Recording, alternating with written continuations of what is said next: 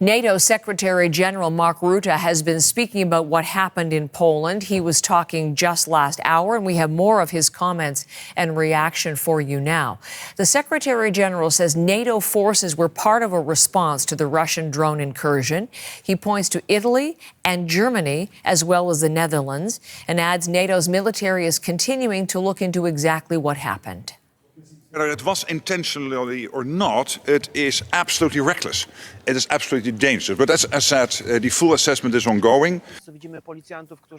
This is new video showing what appears to be drone debris at the scene. Poland's Interior Ministry says parts of 7 drones have been recovered so far, some far from the border with Ukraine.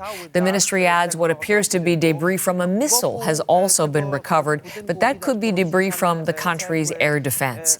Poland is one of Canada's NATO allies. Polish Prime Minister Donald Tusk is calling for consultations with NATO allies, invoking the alliance's Article 4. And indeed, we heard from Mark Rutte that the North Atlantic Council has met on that point just already this morning. Last hour on this program, I was speaking with Keir Giles, who's a senior consulting fellow of the Russian and Eurasia program at Chatham House, and I asked him to take us through what that means, what invoking Article 4 means. Well, most people have heard of Article 5 of the North Atlantic Treaty, the famous one that says an attack on one member is an attack on all. That's not what Poland has gone for in this case, although, strictly speaking, if it is saying this is an armed attack, then technically it should be treated as an armed attack on every single member of the alliance, and that includes the UK, Canada, even the United States.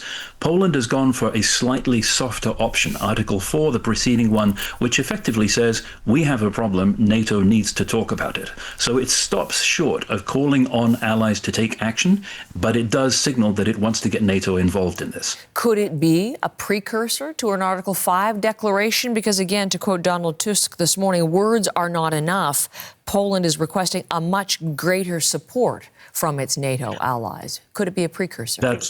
That's absolutely right. These consultations, which should happen without delay, could be a means for Poland to sound out just what would happen if they were to call this an armed attack and therefore trigger Article 5 of the North Atlantic Treaty. Now, the key player, of course, in all of this, and the reaction that Russia will be watching very closely, as well as NATO, is the United States.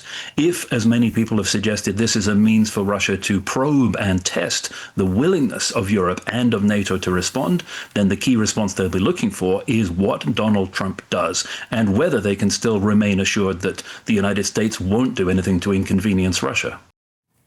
That is Keir Giles, as we spoke earlier this morning. We haven't heard anything from the White House yet, but we'll bring you the latest reporting from Washington ahead.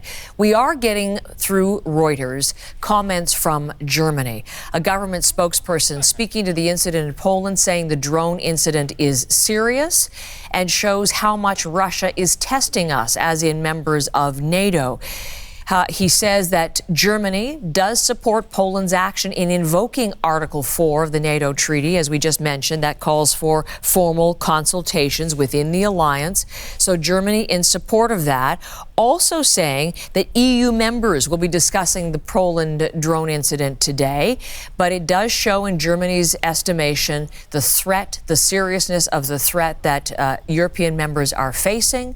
He says we will not be intimidated by the Poland drone incident. We will discuss how to continue to support Ukraine in all of this. It does show, he says, the importance of NATO defense systems being there and on the ground. So that's Germany's comments. We await word more fulsomely from the Kremlin, really just a couple of lines from Russia so far, and as I mentioned, from Washington, but we will get more from that. The Kremlin really referred reporters' questions this morning to the Russian Defense Ministry, saying very little.